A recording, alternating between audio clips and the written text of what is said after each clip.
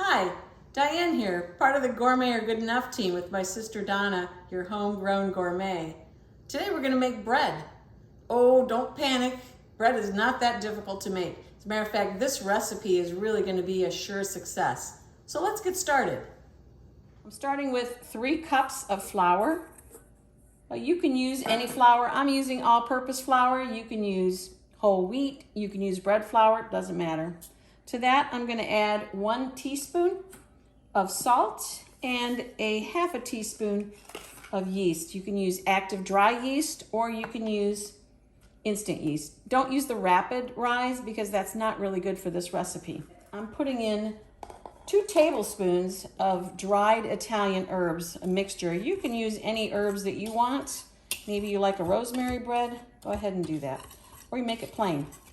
And now we're going to add our liquid. I'm going to start with 2 tablespoons of olive oil. And I'm also going to add a tablespoon of honey. To this we're going to add enough water to equal 1.5 cups. Don't forget to check the temperature of your water. We need it to be about 125, could be a little less, that's fine. So make sure you mix this up.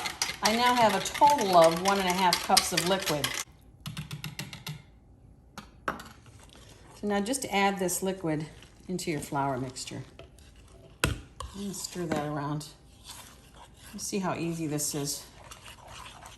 Now I've selected a bowl to mix my dough in, my bread dough, that has a nice tight fitting lid, because what I'm going to do is I'm going to cover this after I've mixed this up, and I'm going to let it sit for a minimum of 3 hours. Could be longer. If I want to leave it all afternoon, I can. Okay, just mix that all up until you get kind of like a ball going. Look at all those nice herbs. Okay. Shape it into a semi-ball. Put a tight-fitting lid on top of that and let this sit for at least 3 hours. So the bread's been sitting for over 3 hours in that dish, in that covered bowl. So I'm going to transfer it onto a floured surface. Let's get it out of the bowl. Okay. I'll put a little bit of flour on here so it doesn't get too sticky. Now, I want to form this into a ball. Sometimes it gets a little sticky, so just move it around a couple times with this paddle. That's all you need to do. Wow, look how easy that was, right? Okay, let's force that into a little ball. Okay. Now we're going to take some parchment paper and we're going to line that bowl again with the parchment paper. And we're going to put this nicely formed ball inside there. Cover that up again.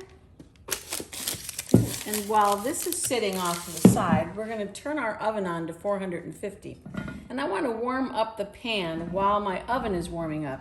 I'm using a Dutch oven today.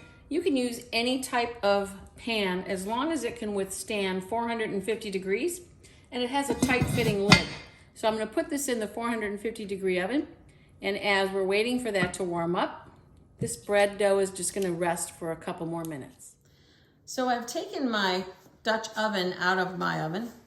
It's now 450 degrees, and I'm going to transfer this bread directly from the bowl with its parchment paper. Put the lid on. And we're just going to put that back in the oven. It's going to cook for 450 degrees for 30 minutes exactly. I just took the bread out of the oven. I'm going to take this, look at that. Ooh, that's beautiful. Take that parchment paper out of there. I'm going to put this bread right back in. I'm gonna put it back in the oven for about 10 to 12 minutes. Let it finish cooking, no lid this time. Check this out. That's beautiful. Well, let's check and see when we cut it what happens. Oh, what a nice crunch that is. Oh my gosh, that's beautiful. Isn't that gorgeous? Okay. So that's it. That wasn't hard at all, right? You too can make bread. And if you want to see something special, you can watch my sister, Your Homegrown Gourmet. She takes the same recipe and she amps it up even more. But my bread, that's good enough.